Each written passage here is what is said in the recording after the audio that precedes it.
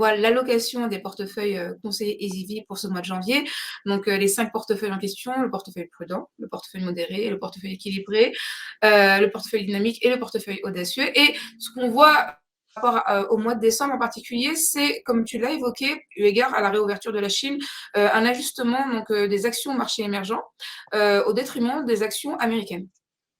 Exactement, Imen. C'est important de s'arrêter là-dessus puisque je parlais tout à l'heure qu'on garde un aspect défensif sur les actions. C'est vrai que c'est une vision au global sur les actions. Après, je parlais de sélectivité, c'est peut-être l'occasion de regarder ce que l'on pense et ce qu'on fait dans ces portefeuilles en matière d'allocation géographique. Faisons très simple, on reste négatif pour les 3 prochains mois sur les actions développées, que ce soit les actions de la zone euro, américaine, japonaise. Pour faire vraiment très simple, on reste négatif, on anticipe des performances négatives pour les 3 prochains mois. À côté de ça, il y a les actions émergentes.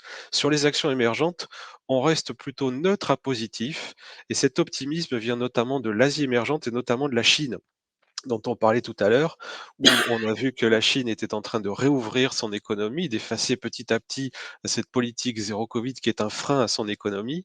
Donc on pense qu'à court terme, ça devrait favoriser assez nettement la Chine.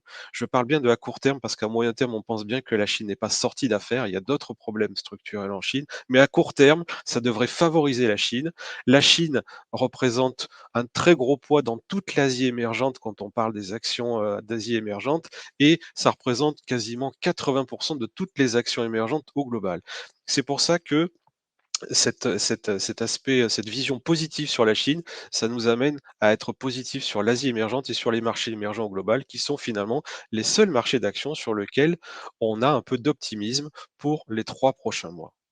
À côté de ça, il y a tout simplement les marchés obligataires. Vous ne les voyez pas à l'écran, c'est normal puisque je vous le disais, on les aime pas et dans ces portefeuilles conseillés EasyV, on avait éradiqué les marchés obligataires des portefeuilles il y a déjà quelques mois, c'était plutôt une bonne idée. On continue de pas avoir de marché obligataire dans les portefeuilles et l'autre classe d'actifs qui reste en portefeuille, c'est les matières premières, notamment les métaux précieux qu'on a mis là comme une espèce de coussin anti-inflation et qui est une espèce de là aussi de protection si le contexte géopolitique devait s'embraser et c'est le complément que nous avons en matière d'allocation sur ces portefeuilles.